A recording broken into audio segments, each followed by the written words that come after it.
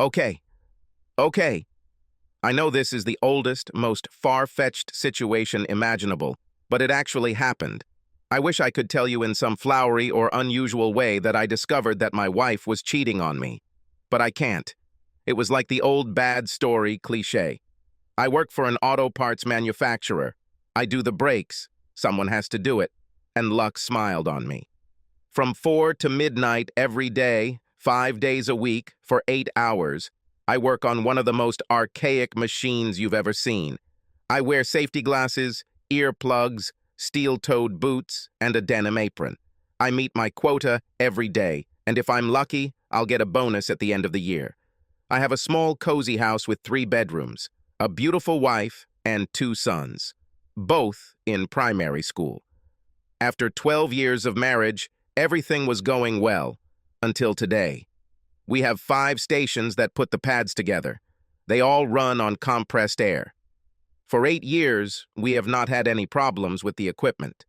Today, mid-shift, the compressed air system froze. The air used to operate all our machines must be absolutely dry. It is filtered and dehydrated by automatic equipment that never fails. Well, almost never. The dehumidifier system was unable to release accumulated moisture tonight. I'm no scientist, so all I know is that when moisture and high-pressure air come together, freezing occurs and everything comes to a complete stop. Instead of making us sit around doing nothing, they just sent the whole team home, without pay, of course. I guess you could say that my whole life was ruined by accumulated moisture. When I opened the bedroom door, all I saw was a big, hairy back bouncing up and down on my wife, Marcy. Of course, I instinctively turned on the overhead light when I realized Marcy was awake. "Damn it, Danny! What the hell are you doing at home?"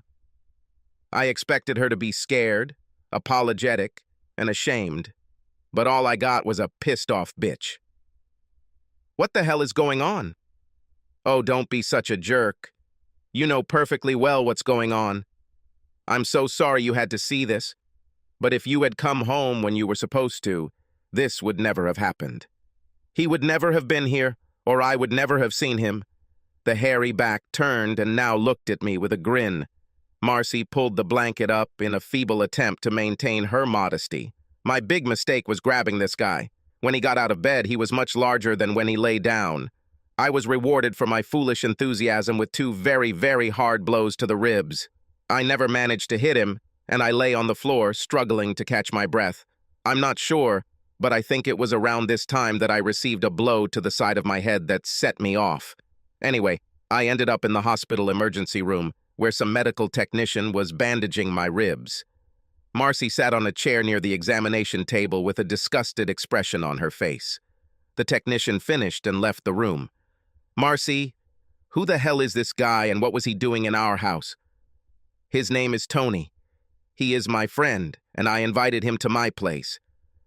"You had sex with him. You did it with him in our bed. Our children were sleeping just down the hall." "Yes, I know. If you hadn't caused such a commotion, they would never have woken up. I had to ask my sister to look after them so I could bring you here." "What the hell was he doing there? How many times are you going to ask the same question? We had sex. We indulged in fornication. Is it really that hard to understand? Is this a common thing or the only time? Tony and I have been dating for about 6 months. We tried to keep this a secret from you. Although we usually don't come to the house, I couldn't find a nanny. Is it over now?" "No, this is not the end yet. Danny, you're a good father and a good husband, but Tony is great in bed. I don't see any reason for us to stop this just because it has now been revealed to you. I promise you that we will not meet him in this house again. It's unfair to you and the children." "I'm so sorry, Marcy. This is unacceptable. It's all over between us now." "Danny, if you try to stop my relationship with Tony in any way, I guarantee you will regret it. You just got the crap knocked out of your head and Tony didn't even break a sweat. I can assure you that it will happen again. If you do or say anything, everyone we know will know that your wife is sleeping with another man and you're too snotty to stop it. All our friends and neighbors will be the first to know about this.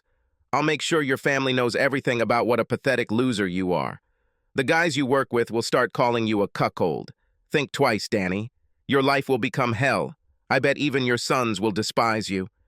Do you really not care what they think of you? Do you want to make yourself look like a cheater just to humiliate me? I'll do it if I have to, but I bet you won't take this chance. Tony thinks you're a weakling, and I think he's right. You'll have to learn to live with it, Danny boy. Who the hell is this guy? Where does he work? It doesn't work, Danny. He is the owner of Continental Classics, a luxury car dealership on Lancaster Pike. You know, the place you always wanted to go but never got to. And it's all? Danny. He's richer than you, he's smarter than you, and he's better in bed than you. Besides, he seems to be stronger and better with his fists than you. Why don't you just marry him if he's so damn good? That's why I keep you close, darling. Tony doesn't like children, and I'm not going to give up mine to be with him. You get to play houseman and daddy, and Tony gets all the love. Why is this so hard for you to understand? And I should like this agreement? You have no choice. You either live with it, or the whole world will know what a loser you are. By the way, I'm moving all your things to the guest room. I don't think we need to share a bed anymore, since the all is already out of the bag. I watched as Marcy stood up to leave. I was even glad that she left. Just curious, dear, but who took care of the children when you were out with Tony? Karen usually looked after them, but every now and then I dropped them off at your parents' house. Oh, by the way, it was Karen who introduced me to Tony. I made a mental note to thank Karen as Marcy left the room. I was discharged the next morning. Marcy was not present at discharge. I had a choice. Call someone or take a taxi. The taxi won. The children were at school, and Marcy was not at home. All my clothes and personal items were stacked on the guest bed. I'm sure Todd and Terry will have questions about these preparations. I decided to let Marcy explain everything. It took less than an hour to get my new home in order. Meanwhile, all sorts of thoughts were spinning in my head. There was no way in hell this was going to end the way Marcy had planned. The first thing I did was go down to the basement and take out my old telephone recorder. This would only work on a landline, but I had no other choice. Marcy almost always called on her cell phone. It only took 20 minutes to scoop it up and hide it behind some old paint cans. This was the first step. I felt like crap, but I was good enough to go back to work. They gave me some pain pills, but I wasn't crazy enough to take them and then operate the machine. Instead, I took a couple of large Tylenol tablets. The only thing Marcy seriously miscalculated was in my relationships with the guys I worked with. I told them everything that happened the night before. Everyone had their own ideas, both good and bad. It was nice to know that friends would always be there when you needed them. We had an 8-hour shift ready to start, and each of us was going to spend it figuring out how to help fix everything. We took a break for dinner, mid-shift. Okay, anyone have an idea? Glenn was the first to speak. I have no idea, but I have a cousin who works for that son of a bitch. He does all the vehicle detailing. From what I understand, he hates DeMarco. If you need any information about the business, buildings, or work shifts, he can help you. This will definitely help me, Glenn. Anyone else? Danny, I have 2 shotguns and 2 pistols. I can provide it to any of them. None of them are registered, so there is nothing to worry about. Thanks, Barry, but that sounds a little more radical than I was hoping. Well, damn it, then you won't even want to listen to my idea, Freddie said. Freddie chuckled lightly in response to this remark. Tell us, Freddie. Come on, tell us. I thought we could tie him to a tree with his legs spread and build a fire, Indian style, between his legs. Everyone really liked Freddie's idea, but unfortunately, it had to be rejected. Kyle was the only one who didn't offer anything, so we all just stared at him while we ate our lunches. What? Don't look at me like that. Yes, I have an idea, but it's kind of strange. Spit it out, Kyle. I remember reading somewhere about a prison in Arizona where all the child molesters wore pink jumpsuits. It must have been humiliating. I know this Tony guy isn't a child molester, but something like this would embarrass the hell out of him. You mean put him in a pink tracksuit? Can he just take it off? I thought if we could go in there, tie him up, and then spray him all over with pink paint, it could look spectacular. But then he will know who did it. First, we need to make him unconscious and then leave him tied to a chair until he is found. But how? Do we do it with drugs or hit him over the head? What do you mean? I can get a stun gun. All you have to do is sneak up and punch him. It's easier said than done. How do we get to him when he's alone? And how do we get close enough without him knowing? I don't know that. I just thought it was a good idea.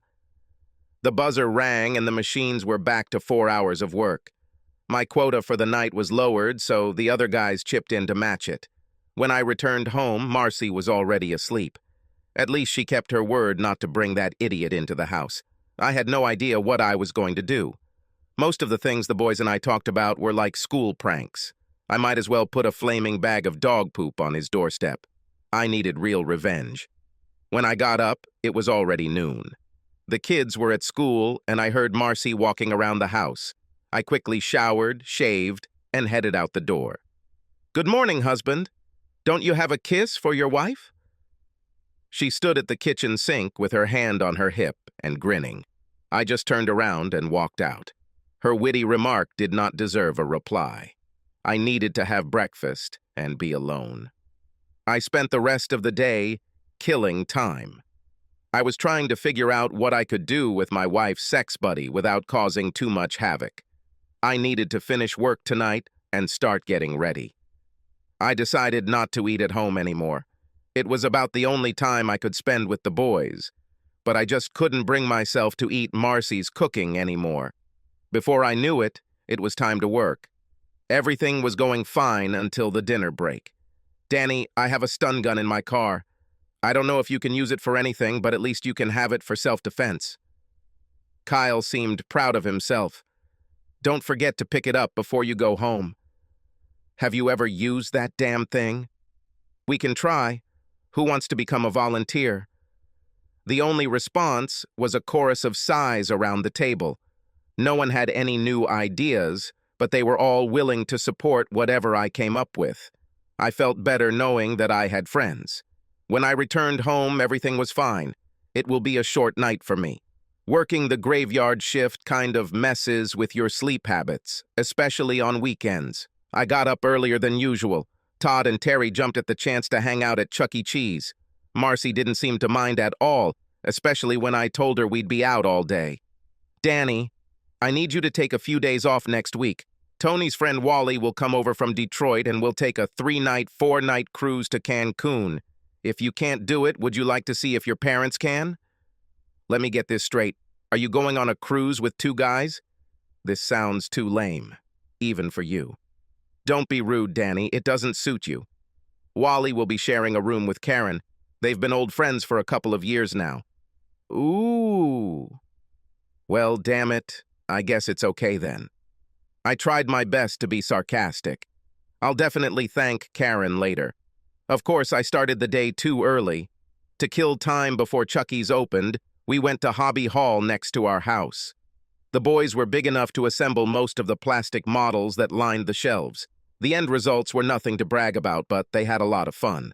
I left them to explore hundreds of boxes and wandered around, marveling at all the crap that was available for purchase for creative housewives. I guess if Marcy was into crafts, she wouldn't have brought home that hairy gorilla. But now it was too late. My eyes lit up when I discovered rows of designer spray paint. Here they are. 6 beautiful cans of pink spray paint. They didn't have as much paint as Lowe's or Home Depot, but they were pink. This was the only place I saw paint of that color in a can. Of course, I took this as a sign and bought all 6 cans. Todd ended up getting the monster truck kit, and Terry chose the tow truck. I didn't even know they made plastic tug models. Before we left, I also grabbed a bag of 10 large plastic cable ties. They were about 18 inches long and looked fit for the task ahead. By this time, Chuck E. Cheese had opened. The kids spent about 4 hours and 2 pizzas before they ran out of steam. We grabbed a pack of cheap bread and headed to Pandora Park. The ducks ate it all in the first 10 minutes, but we stayed a couple more hours before heading to my parents' house. Mom and Dad were happy to invite us for dinner and in the evening. Todd and Terry spent most of the night watching TV, and I took advantage of this to tell Dad about Marcy's situation. I realized that I was actually telling people what was going on before Marcy could. She threatened to do the same thing I did myself. Damn, it almost made her threat useless. Dad promised that they would be there to take care of the boys no matter what happened. This would make things a lot easier for my plan. I didn't want the boys to get hurt in this situation. Around 9 o'clock, I called Marcy to tell her that we would be staying the night at my parents' house. I have a car. After a big breakfast at IHOP, we returned home to find Marcy still in bed. I immediately turned on the lawnmower and walked back towards the bedrooms. Todd and Terry couldn't wait to start making their models, even though it was a beautiful day outside. I let them go. I decided to spend the whole day working on the lawn. Edging and trimming needed to be done. Things weren't going as fast as usual because I stopped to chat often. I had some great hedge trimmers, but decided to borrow them from Mike Fielding, who lives across the road. His wife, Mary, was one of the biggest gossips in the area. I explained to Mike that there might be strange cars parked outside the house because Marcy would be entertaining her male friends. Everything should be fine unless they get drunk and make noise. If this happens, just call the police. It will be difficult for me to control the situation since I work at night. Larry Finley served on the board of directors of a local church. I borrowed his spark plug key and apologized for Marcy's recent wild behavior. Of course, he wanted to know what I meant. Larry was an even bigger gossip than Mary Fielding. In 10 minutes, he had enough gossip fodder to last him a month. I didn't take a lunch break and finished work around 4 o'clock in the afternoon. After a quick shower, I headed to Rosie's Cantina and ordered the most expensive meal on the menu. I'm not sure if it was really like that, but it was actually delicious. I spent the rest of the evening with my brother Dave and his family. Dad had already explained to him what was happening. I spent the night on his couch. My wife had a great plan. She was going to force me to obey by threatening to expose me as a cuckold. If I refuse to condone and support her infidelity, she will make my life miserable. It was an interesting idea, but it had a lot of holes. Less than a week later, I already told everyone what was happening. This seemed to neutralize her threat. I was also able to present her to everyone as more of an approachable woman than she would otherwise have been able to. I don't think she ever expected any reaction from me. The next day, I went home to change clothes for work, and there Marcy was waiting for me, seething with anger. "What the hell did you tell the neighbors?" Karen said. "You told everyone that I run a brothel here at night." "Oh, bullshit. That's not true, Marcy. I just told them that you can entertain men while I'm at work and that they shouldn't worry about it." "Well, that's not what's happening now at all. Who else did you talk to?" "Everyone. I decided that I would tell them before you. It seemed much easier to me this way. I didn't say anything to your parents or sisters. Perhaps you should do this before they hear the rumors." "Damn it, Danny. You're making me look like a cheater." "Well, that's only fair. You wanted to make me look like a cuckold." "Bastard." "Sorry, dear, but I have to go to work. I need to spend some time with the kids before I leave." The hardest thing for me was losing the quality time I wanted with them. Glenn had the best news of the night. The Continental Classics closed on Thursday at 9 o'clock, so Tony could personally write all the checks for Friday. He hated being disturbed while doing payroll, so even the cleaning staff left. Kyle took a few minutes and showed me how to use the stun gun. No one has volunteered to check it yet. The plan was ready to be executed. If I get caught, as I fully expect, I'll face jail time. I didn't care. Tony DeMarco needed to be humiliated. If I am arrested, I will make sure that all newspapers and television channels receive full information. Any advertising like that would crush him, or at least make him angry enough to do something stupid. For the next few days, I only went home to sleep, shower, and change clothes. Since that first day, I have never eaten at home. Finally, Thursday came. I arranged for my truck to run out of battery and for Kyle to pick me up. The floor attendant never bothered the slow guys much. As long as we met our quotas and the quality was good, they left us alone. One thing that would work in my favor is the OSHA requirements for this job. With aprons, gloves, and welding goggles, We all looked pretty much the same. At 8:30, I slipped out the back door. The guys will take turns working on my machine. One of these workplaces would periodically, of course, be empty, but no one would care. Bathroom breaks were common and were never supervised. The main thing was to create the illusion that I would not leave unnoticed. I walked through the service door of the Continental Classic and headed straight to the restroom. Around 9 o'clock, someone quickly checked to see if the lights were off. 10 minutes later, I put on latex gloves and walked from the toilet into the dimly lit office. His desk overlooked the showroom, so his back was to the door. It looks like everything will be much easier than I expected. There was a computer in front of him, but he was hammering away at something on an old adding machine with paper tape. He never heard me approach. I hit Tony right in the back of the head with the stun gun. His body jerked upward and I thought he was going to turn around, so I swung him again. This time he jerked a few times and then relaxed. Perfect. I put 2 plastic wraps on each leg and 2 on each arm. I brought an old tie with me to use as a headband. He was very pliable.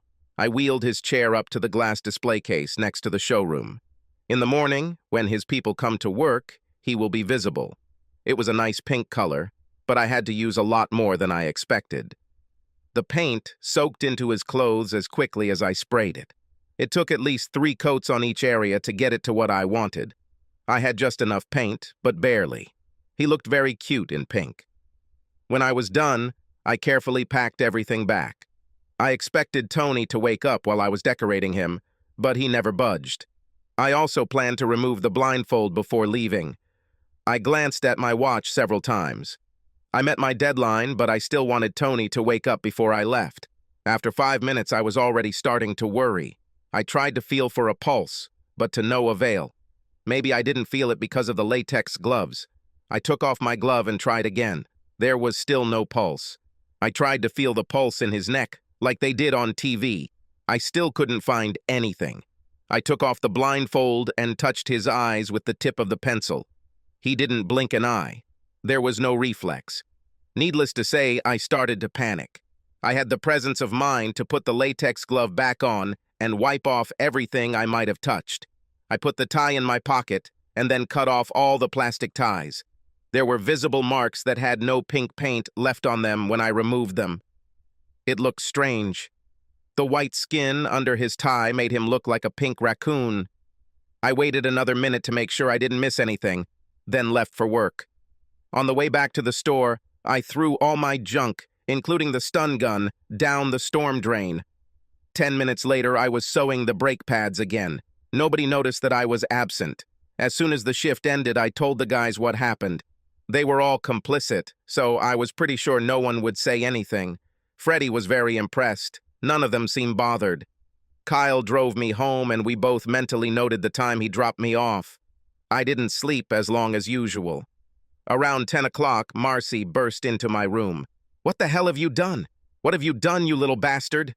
Of course, I just rolled over and looked at her, puzzled. "What the hell are you talking about, woman?" "Tony is dead. Karen called and said he was found dead in the office this morning. I believe you had something to do with this, and I'll make sure you pay, you bastard." This was the second time she called me a bastard in the last 5 minutes. It was quite clear that I would not be able to sleep again. So I climbed out of bed and went to the toilet. I was in no hurry to face the Wicked Witch of the East, so I took a long, hot shower and slowly shaved. I even sprayed on a little aftershave to annoy my loving wife. I never made it to the coffee pot. A tall black man stood in the living room talking to Marcy. He had a very short haircut and was wearing a dark suit. This bitch called the police. There was no doubt about it. I shook my head and walked into the kitchen to drink my first cup of the day. Marcy smirked sarcastically as I sat down in my favorite chair. My uninvited guest also sat down. "Mr. Mercer, my name is Detective Darnell Green. I'm here about the death of Anthony DeMarco last night. Your wife reported that you and Mr. DeMarco had a disagreement last week, and I would like to ask you a few questions." "Certainly. I have no objections, but not here." "What do you have in mind? If you want to talk, let's do it in your office." Not at my house. Are you okay with that? I couldn't help but notice Marcy's frown. I was pretty sure she was expecting to be included in the discussion. My car or yours, Mr. Mercer? I have something else to do, so I'll meet you there. Any special office? Second floor at the back, room 206. Just turn right when you exit the elevator. See you soon. Marcy fumed when I put on my shoes. I didn't finish my coffee, so I just threw it down the sink. I turned and walked out the door with a smile. I think you'll get what you wanted, honey. What are you talking about? What the hell do you mean, Danny? 10 minutes later, I was sitting with Detective Green on the second floor of the municipal building.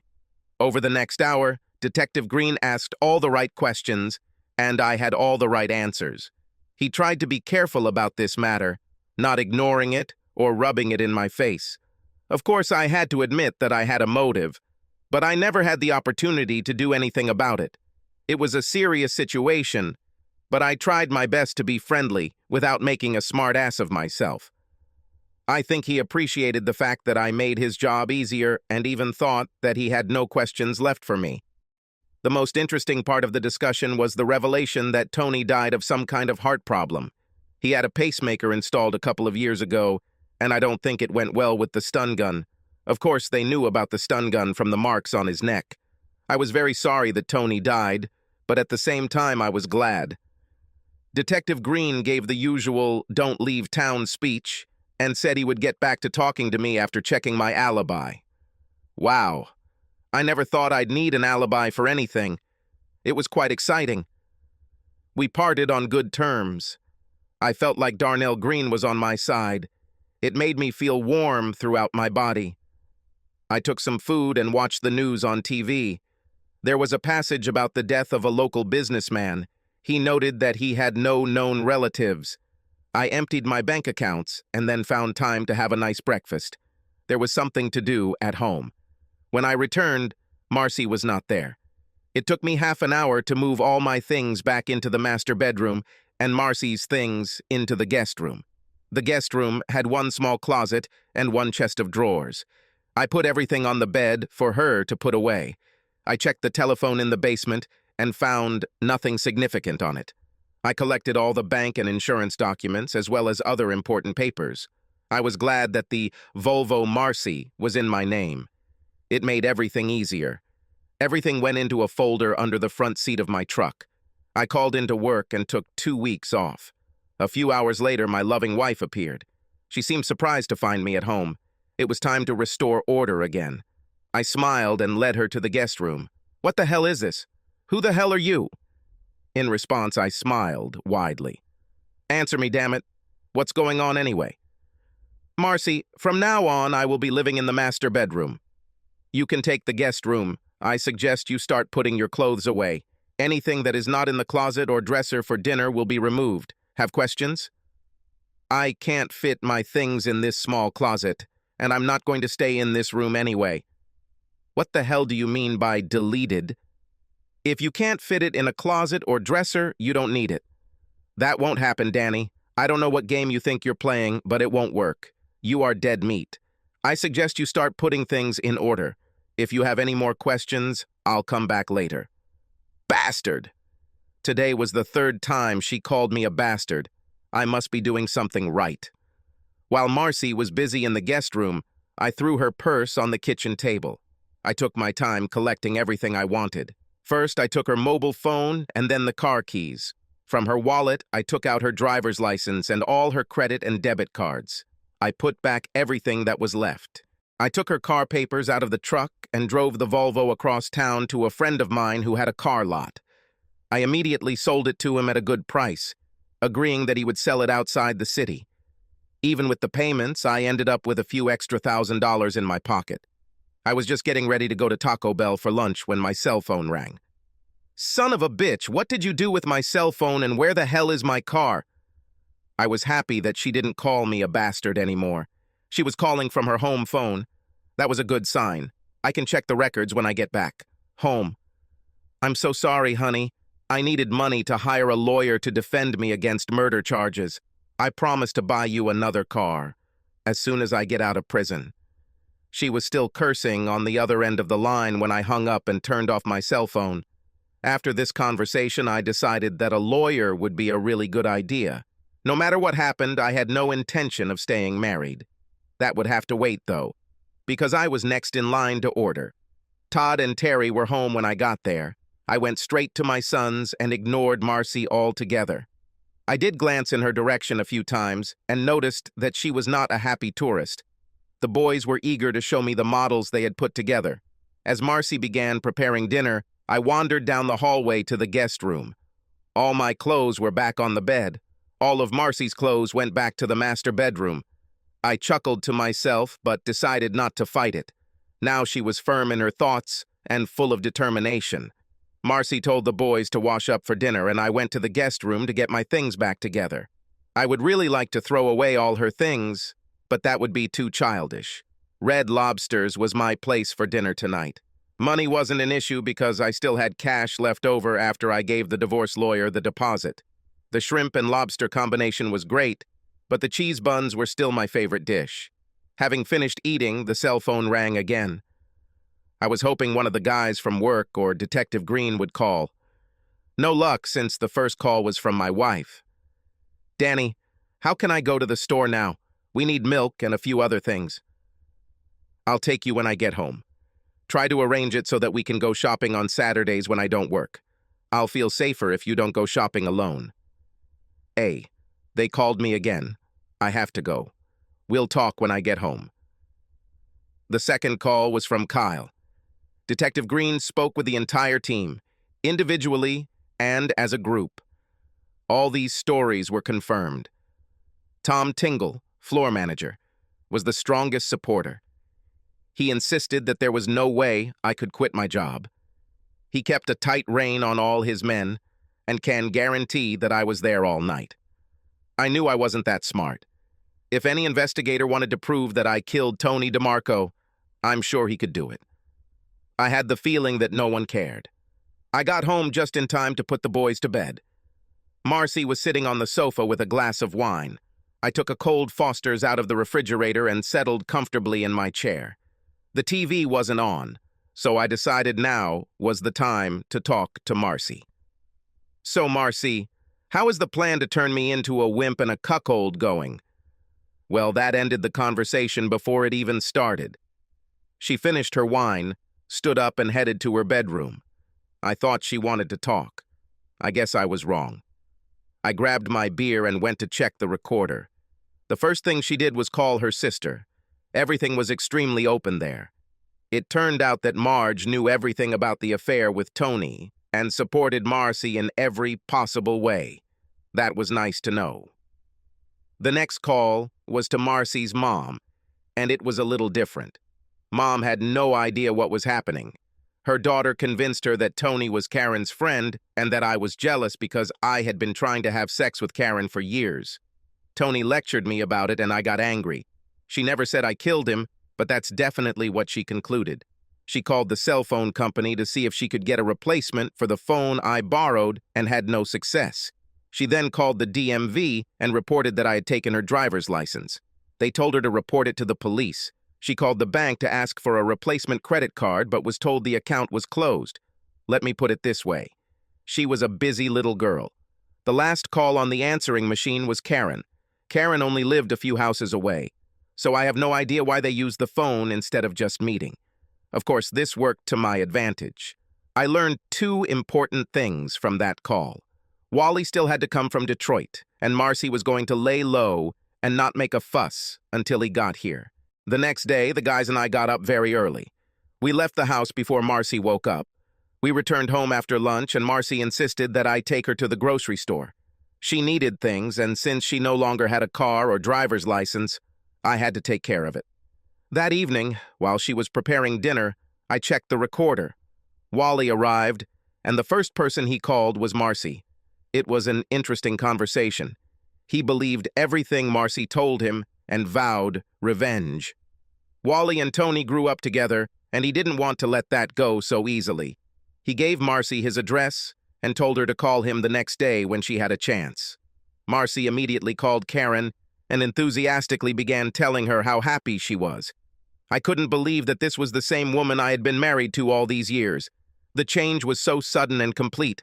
I had no idea that what I did was so bad that I deserved it, other than killing her lover. Before I went to bed, I went out to get something to eat. Of course, the lawn needed to be mowed again, so the next day, I had a good excuse to avoid Marcy. Around 11 o'clock, Marcy's mom and dad arrived to pick up the boys. I had no idea that a sleepover with my in-laws was planned, but I decided not to protest. Tomorrow was a school day, and Grandma Wilcox promised that they would get them there on time. I was eager to check my phone record, but lunch came first since I had skipped breakfast. After a quick shower, I went to see Dennis. Marcy didn't say a word about the fact that I didn't eat at home anymore. Marcy and Wally hatched a plan to avenge Tony's death. It all looked quite comical. Probably everything would have been different if I didn't know what was happening. After Marcy and I go to bed, Wally will enter the house through the sliding door on the back deck. She promised him that the door would not be locked. If everything goes according to plan, it will look like I was shot during an attempted robbery. If they heard the gunshot, Marcy and Karen would have called 911. I know it sounds stupid, but at that moment I remembered that I had not changed the beneficiaries on my insurance policies. I gave my wife a sarcastic kiss as I walked out the door and got the finger in return. I had dinner with my parents and spent the evening there. Before I left, I borrowed my dad's snake charmer. A short-barreled 20-shot would be perfect for today's party. When I got home, Marcy was already in bed, but she had the light on, so I assumed she was reading. The only call on the answering machine was from Karen. She was bragging about the amazing sex she and Wally had been enjoying all day. Before she said goodbye, she promised Marcy that everything would be ready later that night. It took me about 20 minutes to replace the shot in the shells with rock salt. I had a full bag left over from last winter. I didn't want to kill Wally, just stop him. Damn it, I didn't want to kill Tony either. I was hoping Wally didn't have as bad a pump as Tony.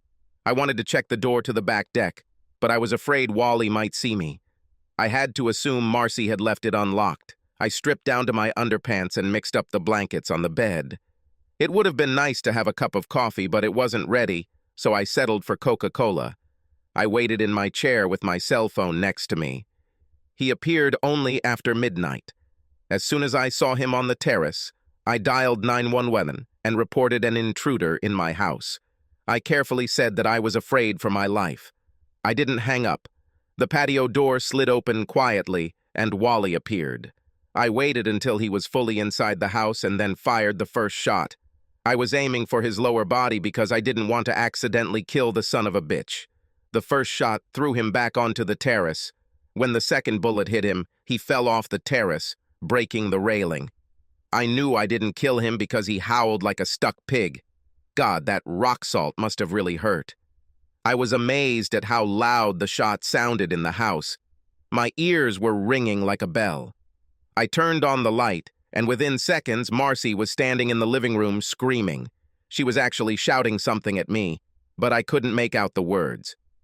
I went over to see how Wally was doing and saw a .22 caliber Ruger automatic pistol with a silencer on the floor. Marcy was still screaming, so I pointed the shotgun in her direction. She quickly shut up and ran out of the room. It looks like Wally broke his ankle when he fell. Some guys just get lucky. 10 minutes later, the first black and white car arrived. There wasn't much discussion there. I put the gun on the floor so there would be no misunderstanding of what was happening. I pointed to the phone, and one of the officers told the 911 operator that everything was under control. They asked who else was in the house, and I told them about Marcy in the bedroom. They brought her into the living room and discovered that they had made a big mistake. She had a mile of swearing coming out of her mouth a minute. I tried to distance myself from her while the police tried to shut her up. None of us succeeded. Finally, a woman in uniform, larger than usual, gently took her hand and led her outside. I noticed Karen standing outside with other neighbors. I smiled at her and slowly ran my index finger down her throat. She turned and quickly walked away, restoring my good mood. The ambulance arrived for Wally. At the same time, Detective Green arrived. When he saw me, He smiled, and I answered him with a wide smile. I wasn't trying to be a smart ass, but I just couldn't help myself. The Amazon cop brought Marcy back to the house so she could get dressed. She calmed down a little. After I got dressed, we all went to the police department. I insisted that we ride in separate cars, and Detective Green allowed me to go with him. We didn't talk on the way to the center, but he looked at me and smiled again. It was already light when Green released me. We only talked for about half an hour, but they kept me close all night. I felt like I was in Guantanamo Bay because they constantly forced me to drink coffee. One of the black and white cars took me home. I was a little disappointed because I was expecting to see yellow tape around the house. This place looked like nothing had happened. The rock salt didn't even break through the glass side door. I think Wally got most of it. I figured it would take about an hour to fix the broken railings. I collapsed on the bed and woke up only after lunch. After emptying my bladder, I wandered into the kitchen and found my friendly detective sitting at the table, reading the newspaper and drinking fresh coffee, which I assumed he had made while I was sleeping. I'd had as much coffee as I wanted the night before, so I settled for a large glass of orange juice and sat down across from him. I have no idea how he got into the house. "You're a very tough guy, Mr. Mercer." He didn't even look up from the newspaper. I didn't know how to respond to this, so I remained silent. I couldn't understand whether he was playing with me or not. He finished his coffee. "Detective Green, I need to shower, shave, and get something to eat. I will do this unless it is against police regulations. Take your time, Danny. I have the whole day ahead of me." Walking into the shower, I wondered when he slept. Lunch consisted of 2 large sandwiches with stewed pork. Green even joined me, washing it all down with beer. Neither of us said a word, and after a while the silence became unbearable. "You're dying to ask me some questions, aren't you, Mr. Mercer? It's funny, but I thought the same about you." My detective friend waved to the waiter and ordered 2 more beers. "I've been asking you questions all night. Now you. Okay, first of all, where is my wife?" "We're still holding her. She will be arraigned this afternoon." I finished my beer. "Your wife's parents hired her a lawyer." I didn't expect this. Now I had 100 more questions, but the trouble was that the more questions I asked, the more I risked exposing myself. I decided it would be best to retreat. It was nice to see that Marcy's family was there because I wasn't going to be there. "I have no further questions, Detective Green, but if you feel the need to unburden yourself, you can start at any time." He took a long sip of his beer and laughed, not loudly, but definitely. "And one more thing. Did you by any chance eavesdrop on or tape your wife's conversations with Mr. Williams? I assume you mean Wally?" This made me smile slightly. "If I had such a film, would you need it?" "I don't know yet. If things go the way I think they will, it won't matter. But if one of them gets a good lawyer, maybe. If I had a tape like that, wouldn't it get me into trouble?" "Here you are absolutely right. I'm just trying to make my job easier. I'll see what I can do without the cassette, which may or may not exist." I nodded slightly in gratitude. "Danny, baby, I think I should take you home. Your boys will be home from school soon, and they need their father." We arrived at the house just as the school bus dropped Todd and Terry off. They approached us, and I introduced them to my new detective friend. They wanted to see his badge. Everything seemed pleasant enough until Green leaned forward and said, "So, which one of you built the tugboat and which one built the monster truck?" "I built a truck," Todd shouted, puffing out his chest. "I made a tug. Do you want to watch it?" Terry was proud too. Maybe next time I'll have a chance to look at them. And now it's time for me to go. He left me standing there stunned and walked to his car with a big shitty smile on his face. That son of a bitch knew about pink paint. He had my balls in his hand and I couldn't do anything about it. That evening we ordered pizza. The boys never asked where their mother was. After dinner, Marcy's father called and said he needed help raising bail money to get her out of jail. I tried to be as polite as possible when I turned him down. I'm not sure he understood what was going on, but at least he was trying to be a good father. I asked him where she was going to stay. He hesitated a little and then said that she would stay with them. The boys and I loaded all of Marcy's things into the pickup truck and unloaded them from Marcy's parents. We collected everything without difficulty. When we got home, I noticed a U-Haul truck in Karen's driveway. The next morning, he disappeared. Marcy never called me. I had to read the newspaper every day to find out what was happening. Nobody told me anything. In fact, it was almost as if I was being deliberately left out. There was no trial. Marcy blamed it on Wally. Wally claimed it was all her idea. Ultimately, they both asked for clemency. Marcy received 3 to 5 years for conspiracy to commit murder. Wally received 5 to 10 years for attempted murder. Several federal people were called in about the muffler Wally had. They decided to wait until Wally finished his explanation before making changes. Detective Green didn't need the tape and never mentioned it again. Karen disappeared and was never seen or heard from again. My father was glad to have his shotgun back and promised that I could borrow it again if I needed it. He chuckled when he said this. I served Marcy with divorce papers as soon as she began serving her prison sentence. She didn't object. I had a feeling she didn't want anything to do with me because I hadn't seen or spoken to her since the night I shot Wally. I sold the house and moved back to my parents. I couldn't work or look after the boys myself. The guys at work were glad to see me back. For some reason, I was offered the opportunity to switch to the day shift, but I declined. I took the boys to the Muncie Women's Prison to visit their mother every month. I waited in the car because they were usually there for less than an hour. Sometimes, in good weather, meetings took place outside.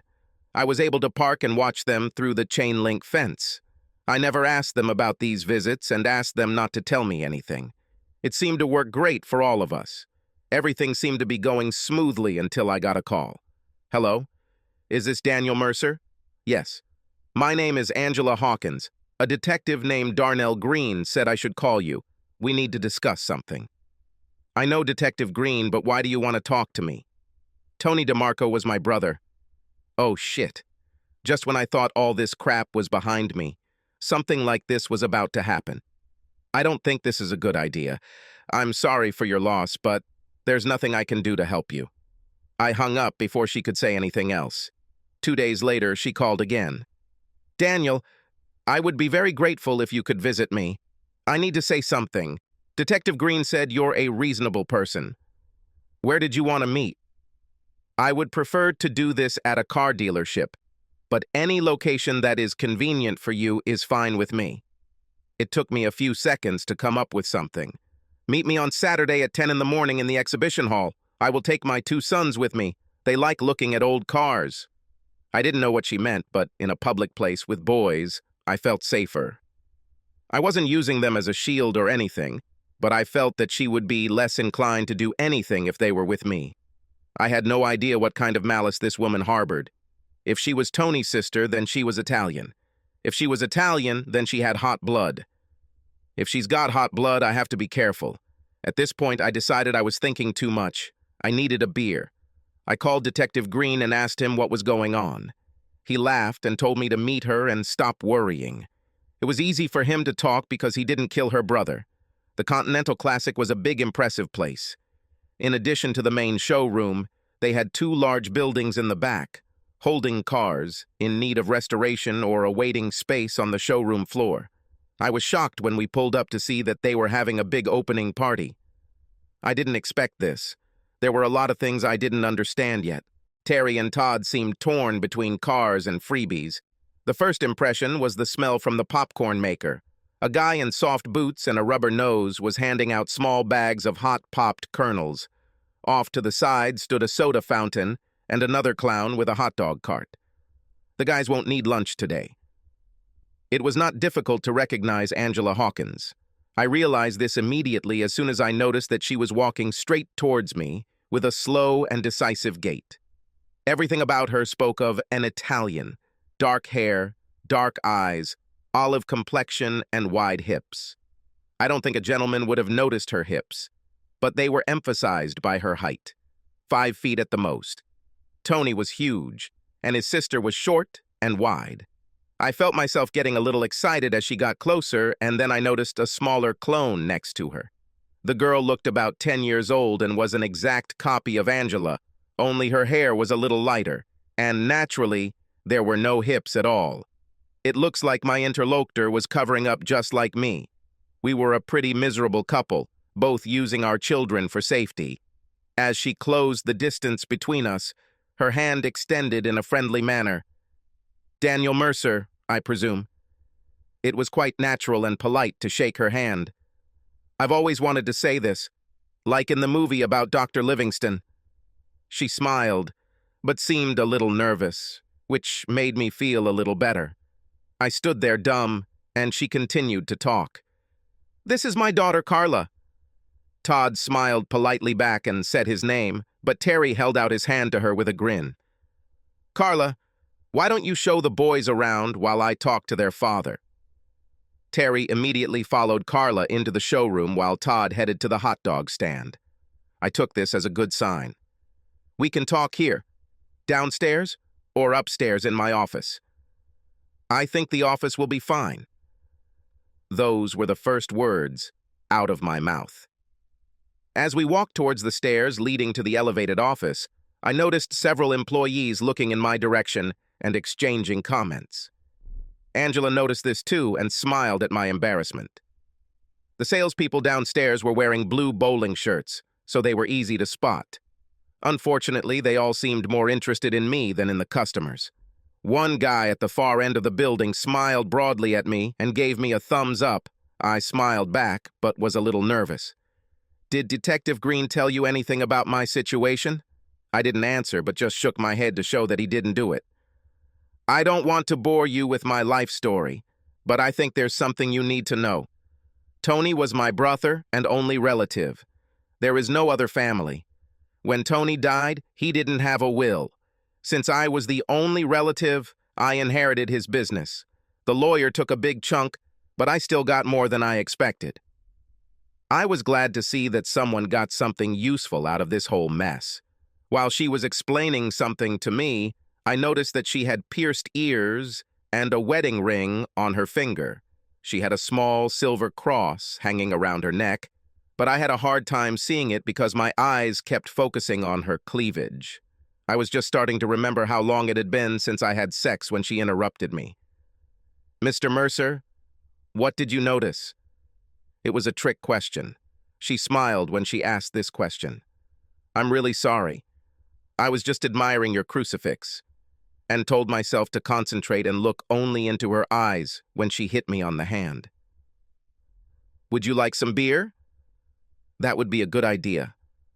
There was a small refrigerator next to the table, and she had to bend over to get the drinks. One moment, I was forced to look at her cleavage, and the next I saw a beautiful ass staring me straight in the face. She didn't explain anything to me. She just tried to seduce me. It may not have been intentional, but it worked damn well. She opened the lid and handed me the jar, trying not to lean over. We both took a few sips without saying a word.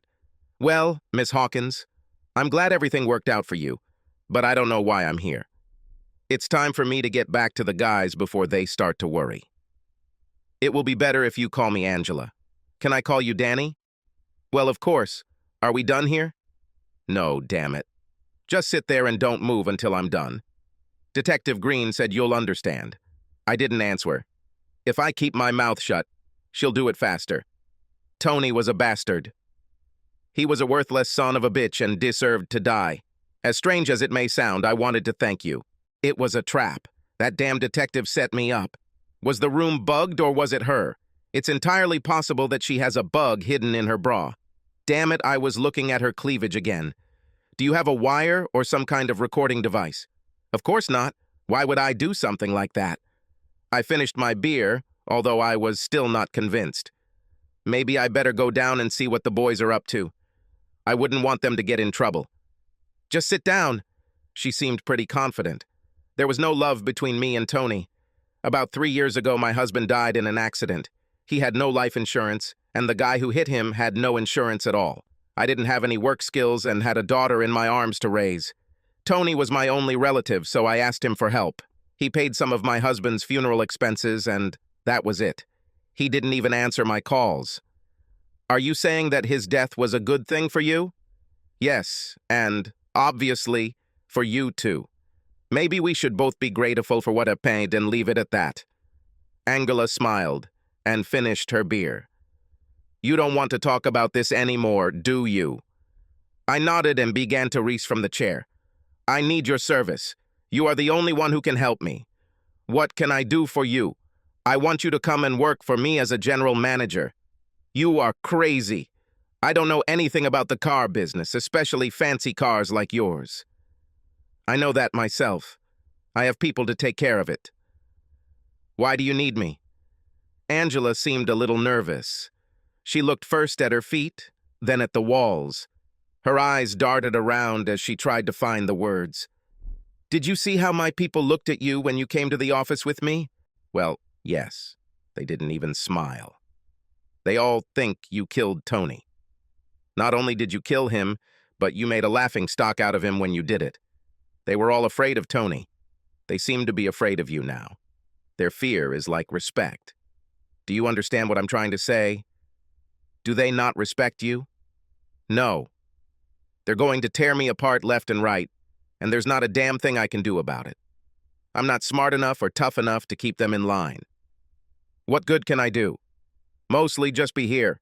After a while, we will both be able to learn the business well enough to be able to control what happens. Until then, I need you to intimidate them. I'm a good guy, Angela. That's why Tony and my wife tried to take advantage of me. Now she felt a little calmer. It didn't work out too well for them, did it? For some strange reason, I found this funny, and even laughed a little. Over the next 30 minutes, Angela and I discussed the terms. She had no problem exceeding the salary and benefits that I received at the factory. If things don't work out, I can always come back. I really didn't want to go back. I wanted things to get better. Todd didn't look good when we got downstairs, too many hot dogs and too much soda. Terry, on the other hand, was having a great time. He seemed to be talking to Carla more than looking at cars. This was definitely a good sign. Todd threw up in the truck on the way home and missed dinner. On Monday, I started work. Everything went exactly as Angela predicted. I was amazed at how quickly I was able to familiarize myself with this work. I became close to several employees and soon had my eye on them. The blue shirt that gave me a big smile on the first day was Glenn's cousin, who was my biggest supporter. Most employees wanted the business to prosper and were more than willing to work quietly. Angela let me take up shooting and I discovered that I enjoyed it. I truly lived up to my reputation. Detective Green stopped by for coffee a few times, but the conversation was usually light and friendly. I finally got him to open up a little. 3 years ago, I was a police officer in Philadelphia. One day I came home and found my wife in bed with my boss. I beat the crap out of him on the spot and threw my wife out. The police department gave me the choice to quit or be fired. A week later, I had a job here. Before I left, I made sure that the son of a bitch, who was sleeping with my wife, was also fired. I didn't bother asking him for more information. It was his own business. At least I understood why he seemed to be leaning on my side. The boys agreed not to tell their mother about my new job on visiting days. They made a few comments about the long trip, but seemed to understand that they had no choice. I felt it was important for Marcy to see her sons, but I did it not for her sake, but to rub salt in her wounds. I know, this is a disgusting way to use your children, but I got some sneaky pleasure from it. Angela and I spent more time together, at work and after work. One weekend, the boys insisted that I take her and Carla to Noble Grove. Most of the time, we just stayed close to home. Living conditions seemed to make any chance of a romantic relationship difficult. I was definitely interested in a closer relationship with Angela, but it was awkward. I still lived in my parents' house with the boys, and Angela and Carla had a small one-room apartment. Since things were going much better than expected, Angela started talking about buying a house. She spent a lot of time on the computer searching for the perfect option. I received my first call when she explained why she wanted a 4-bedroom apartment. Danny, I think it's very important that each of the boys have their own room. It's better to take care of these things now than later. Don't you agree? Of course, I immediately realized that the question was rigged. I also realized that Angela saw me as more than just an employee. The potential for romance looked better. Yes, I think that's a great idea.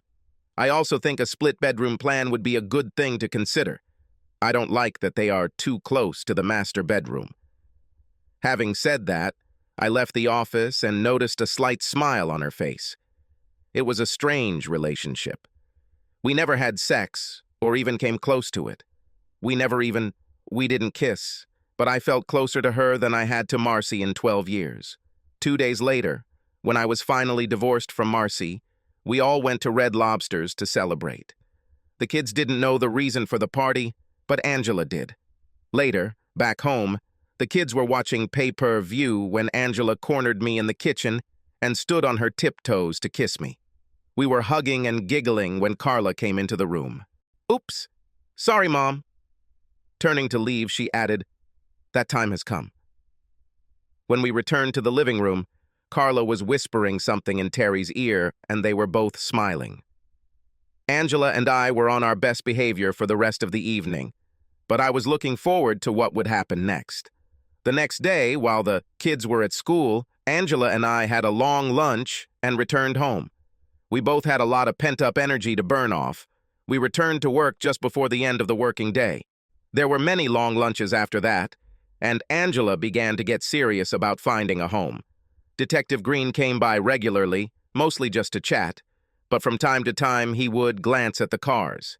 He fell in love with a Studebaker Hawk that used to belong to film critic Roger Ebert. Angela gave him a good price.